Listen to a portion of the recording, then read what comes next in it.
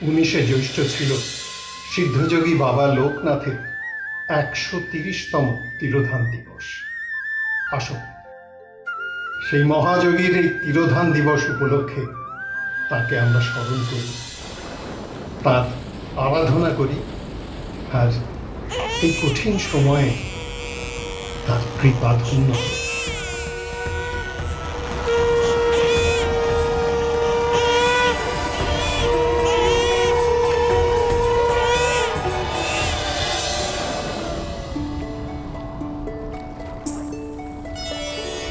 আকাশের কোণে মেঘ সরে যায়, আকাশের কোণে মেঘ সরে যায়, জাগলে চন্দ্রশেখর। জ্যোৎস্না প্রভায় ঝলমল করে নবীনের জটা কিশোর। ধন্য জগৎ, ধন্য মানব, ধন্য অষ্টমী রাত, হরিহর আসে নবকলে ভরে হতে জগতের নাথ।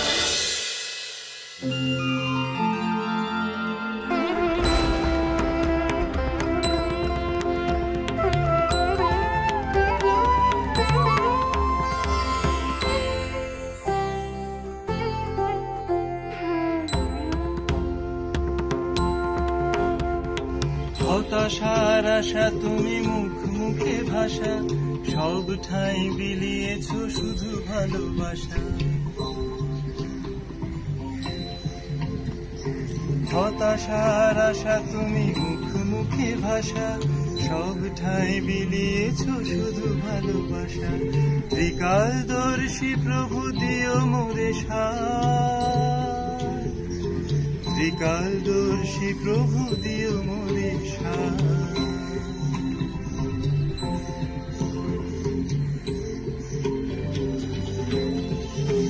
জয় লোকনাথ বাবা লোকনাথ, জয় লোকনাথ বাবা লোকনাথ। জয় শিব শম্ভু জয়। বনে বনে আছো তুমি, আছো অন্তরে, যেথা খুঁজে আছো দুর্গম প্রান্তরে। বনে বনে আছো তুমি, আছো অন্তরে, যেথা খুঁজে আছো দুর্গম প্রান্তরে। দিনের সহায় গো তুমি দীননাথ, দিনের সহায় গো তুমি দীননাথ। জয় লোকনাথ বাবা লোকনাথ, জয় লোকনাথ বাবা লোকনাথ, জয় লোকনাথ বাবা লোকনাথ, জয় লোকনাথ বাবা লোকনাথ। মাত্র 11 বছর বয়সে উপনয়নের অব্যবহিত পরেই পরমেশ্বরকে খুঁজতে বাল্যবন্ধু বেণীমাধবের সঙ্গে গুরু ভগবান গাঙ্গুলির হাত ধরে তিনি বেরিয়ে পড়লেন সিদ্ধি লাভের পথে। এই সবই ছিল দৈব নির্দিষ্ট। সিদ্ধি লাভের আশায় ঈশ্বরকে খুঁজতে তারা পা বাড়ালেন হিমালয়ের পথে।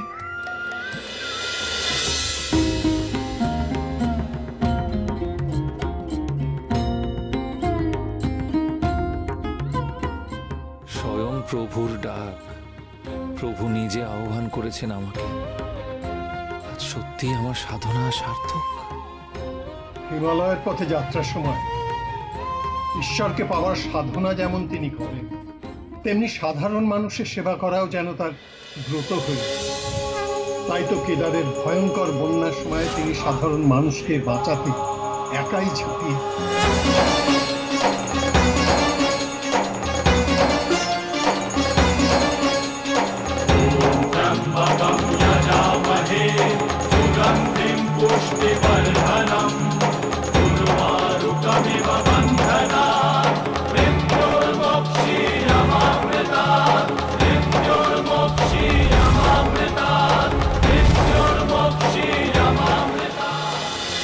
ওম নমঃ শিবায়।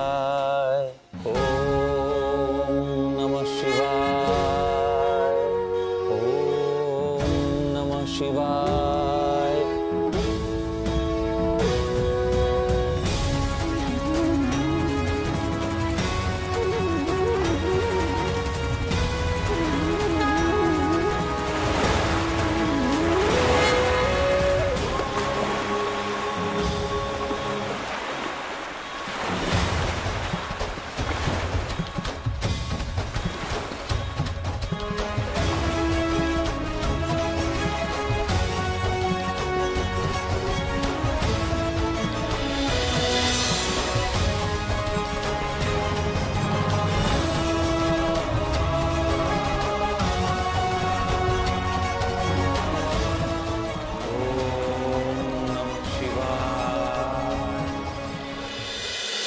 গুরু ভগবান গাঙ্গুলি বোঝেন তার শিষ্য লোকনাথের সিদ্ধি লাভ না হলে সে মানব জাতির সেবায় মনোনিবেশ করতে পারবে না।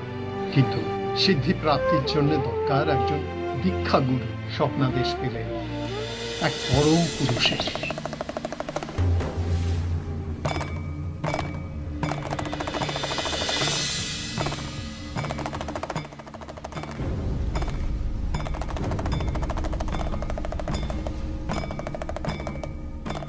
আমি কাকে দেখছি?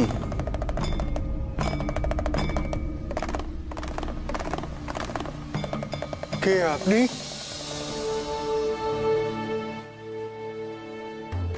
আর বিলম্ব করিস না ভগবান, আর এক মুহূর্ত বিলম্ব করিস না। যত তাড়াতাড়ি সম্ভব লোকনাথকে নিয়ে আয় এইখানে, এক্ষুনি নিয়ে আয় এই বারাণসীতে। স্বপ্নাদেশের পরম পুরুষকে খুঁজতে গুরু ভগবান গাঙ্গুলি তার দুই শিষ্যকে সঙ্গে নিয়ে পৌঁছলেন বেনারসের ঘাটে। পঞ্চানন পশুপতি বরদং প্রসন্নম।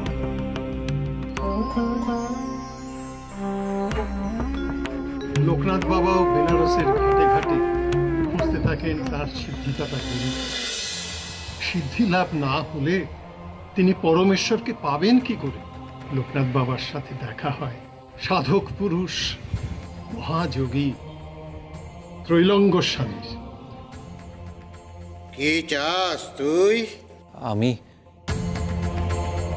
আমি এক দীর্ঘ দেহি জ্যোতির্ময় দিব্য সন্ন্যাসীর খোঁজ করছি ঠাকুর। তার খোঁজ আপনি কি আমাকে দিতে পারবেন? কেন ঘুরছিস তাকে? তাকে পেরে করবি কি? কি দরকার তার সাথে তো? আমার গুরুদেব বলেছেন তিনি আমার সিদ্ধি লাভ করাবেন, তার হাতেই গুরুদেব আমাকে তুলে দেবেন। আর সেই জন্যই তো এখানে আসা। আমার গুরুদেব তাকেই খুঁজছেন, ওনাকে ছাড়া যে আমার মুক্তি নেই ঠাকুর। এ কি মুক্তি? মুক্তির কথা শুনে আপনি হাসছেন কেন প্রভু? মুক্তি? তোর মতো একটা দুগ্ধপোষ্য শিশুর কাছে মুক্তির কথা শুনে হাসবো না তো কি কাঁদবো? বড্ড নাছোড়বান না, আমাকে তুই সহজে ছাড়বি না তাই না? আপনার যা মন চায় আপনি তাই করুন। আমাকে নিয়ে যা যা পরীক্ষা নেওয়ার সব নিন আপনি, কিন্তু মরে গেলেও আমি আপনাকে ছাড়বো না। এত সাহস কে দিল রে তোকে? তুই আমাকে ছাড়বি না বলছিস? আমার গুরুদেব আমাকে সাহসটা দিয়েছেন। উনি তো চান আপনার পায়ে আমাকে সঁপে দিতে, তবেই তো আমার সিদ্ধি লাভ হবে। আমি আমার গুরুদেবের শেষ ইচ্ছে পূর্ণ করবই, যে করে হোক পূর্ণ করবই আমি। মহাসমুদ্রের মাঝে নিজের শরীর মন এক করে দে। সমুদ্রের জলে মিলেমিশে এক হয়ে যা। ঠাকুর, মনুষ্য শরীর কি জলের সঙ্গে মিশে যেতে পারে? কেন পারে না? মৃত্যুর পর তো মানুষ পঞ্চভূতে বিলীন হয়ে যায়। ক্ষিতি, অপ, তেজ, মরুত, বোম। সেই অপ তো জল, তাহলে জলেও মিশবে শরীর। আগে নিজের মনকে মুক্ত কর। নিজের মনকে মুক্ত করলে মহাকালের সমুদ্রে মিশে যেতে পারবি। তুই ক্ষুদ্র, তুই তুচ্ছ, তুই কেউ নস। এই মহাসমুদ্রে তুই একটা জলকণা মাত্র, ভেঙে ফেল নিজেকে, ভাঙ, বিন্দু বিন্দু হয়ে ছড়িয়ে দে নিজেকে, ছড়িয়ে পড় চারিদিকে লোকনাথ। তোর অস্তিত্ব ক্ষুদ্র কণার মতো মিলেমিশে যাক এই মহাকালের মহাসমুদ্রে।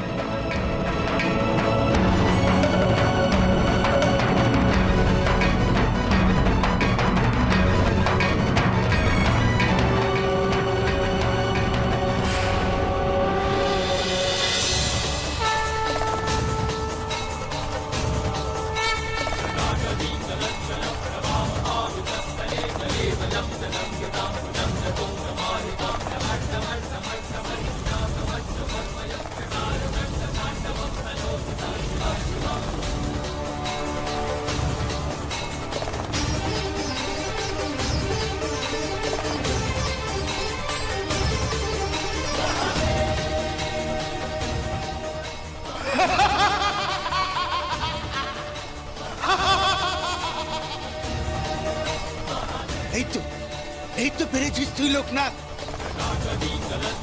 এই তো পেরেছিস লোকনাথ, মিশে যেতে পেরেছিস তুই কাল সমুদ্রে, পেরেছিস তুই লোকনাথ, পেরেছিস তুই।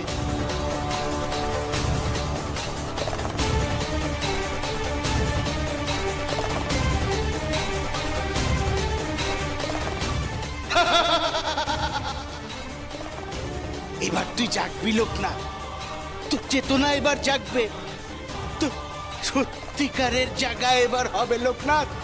জেগে ওঠ লোকনাথ, জেগে ওঠ লোকনাথ, জেগে ওঠ, জাগ লোকনাথ, এবার সত্যিকারের জেগে ওঠ।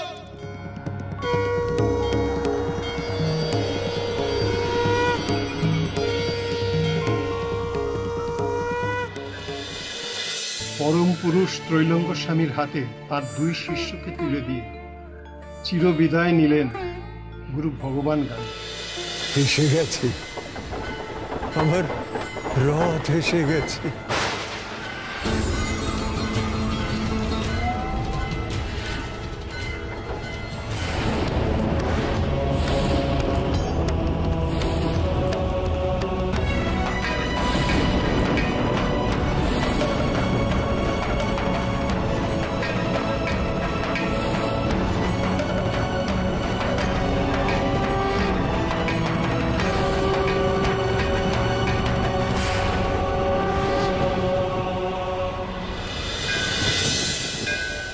जटाटविग्गलज्जलप्रवाहपावितस्थले गलेवलम्ब्य लम्बिताम्बुजङ्गतुङ्गमालिकाम् डमड्डमड्डमड्डमन्निनादवड्डमर्वयं चकार चण्डताण्डवं तनोतु नः शिवः शिवम्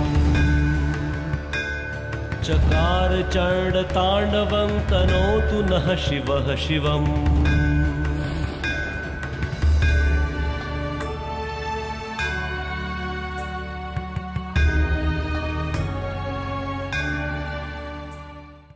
গুরুর হাত ধরেই মহাযোগী লোকনাথ আর তার গুরু ভাই বেণীমাধব চললেন কৈলাস সিদ্ধি লাভের আশায়।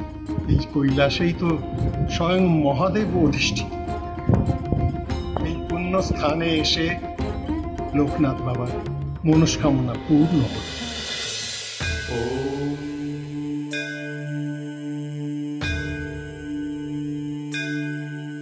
नमो ब्रह्मा नमो ब्रह्मा कमण्डलूधर चतुर्वक्त्रश्चतुर्भुजः कदाचित् रक्तकमले हंसारूढ कदाचन। नमो ब्रह्मा नमो ब्रह्मा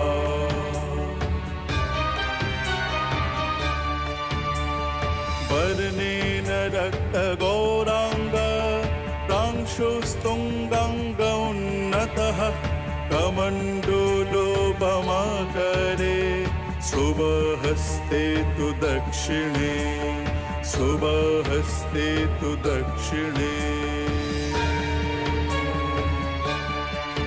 नमो ब्रह्मा नमो ब्रह्मा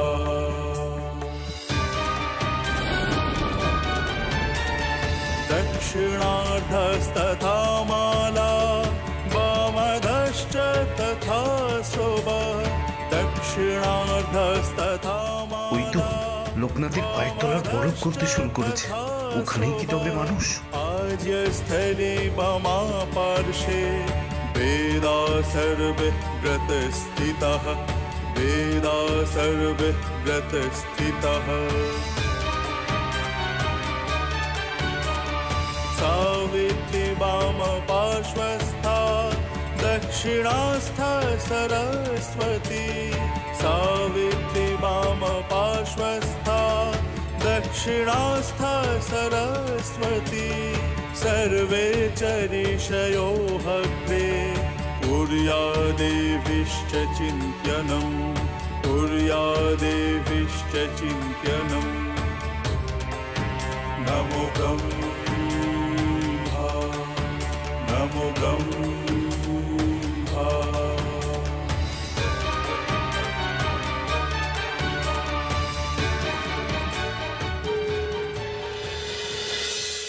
তুই আমার কল্পনায় রচিত। আজ থেকে তুই শিবকল্প লোকনাথ রূপে পরিচিতি পাবি। তোকে লোকের নাথ হয়ে উঠতে হবে। মানুষের জন্য জীবন উৎসর্গ কর। লোকের নাথ হ, অসহায় সহায় হ।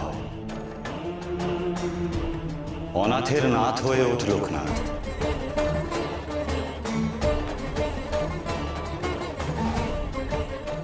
প্রভু, লোকনাথ আপনার স্মরণে এসেছে, তাই ওর কর্মযোগ কি হবে তা আপনি নির্ধারণ করে দিন। রণে বনে জলে জঙ্গলে তুই হয়ে ওঠ মানুষের রক্ষা কর। আর্তের ত্রাণ কর, বিপদগ্রস্তকে রক্ষা কর। দেবাদিদেবের কাছে মানব সেবার আদেশ পেয়ে লোকনাথ তার গুরু ভাইকে নিয়ে এসে উপস্থিত হলেন কামাখ্যা। শিবভক্ত হলেও লোকনাথের যে মায়ের প্রতিও ভীষণ টান, কিন্তু এখানে এসেও তন্ত্র সাধকের বাধার সম্মুখীন হলেন লোকনাথ। বলি দিতে চান তো আমার? তবে তাই দিন। আমি মায়ের মন্দিরে যদি ঢুকতে না পারি, তবে বলি দেওয়ার জন্য তো আপনারা আমাকে মায়ের কাছেই নিয়ে যাবেন, আর বলি দেওয়ার জন্য মায়ের পায়ের কাছেই আমার মাথা থাকবে।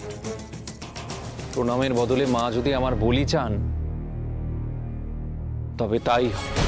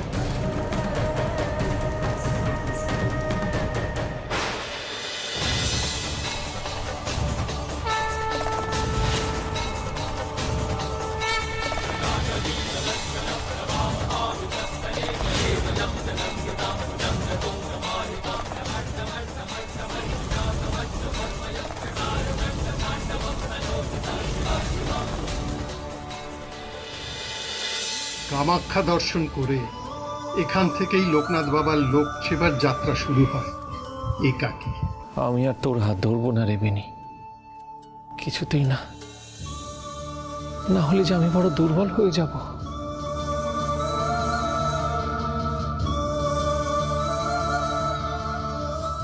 আমারও যে তোকে ছেড়ে যেতে বড় কষ্ট হচ্ছে রে বেনি, কিন্তু কোনো উপায় নেই। অনেক কষ্টে তোকে আমার মায়া থেকে মুক্ত করতে পেরেছি, তাই আর তোকে আমি জড়াবো না বিনি। তোর জন্য এবার আমায় চলে যেতে হবে, না হলে যে আমি তোর পথের অন্তরায় হয়ে যাব রে।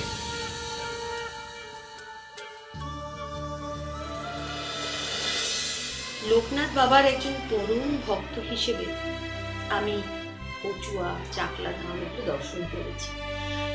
তবে আমি শুনেছি যে লোকনাথ বাবা জীবনের শেষ বছরগুলো কাটিয়েছিলেন বারোদিতেই ওনার আশ্রম ছিল এবং ওনার ঐশ্বরিক ক্ষমতার প্রকাশ বারোদিতেই প্রকাশ পায়। এখন যেটা অধুনা বাংলাদেশের অন্তর, কিন্তু এই বারোদির মানুষরা কিন্তু লোকনাথ বাবাকে সহজে মেনে নেননি। তাই এই স্বয়ং শিবকল্প বাবা লোকনাথকেও কোন কোন পরীক্ষার মধ্যে দিয়ে যেতে হয়েছিল সেটাই আমরা দেখব পরবর্তী অধ্যায়। দেখতে থাকুন। জয় মা।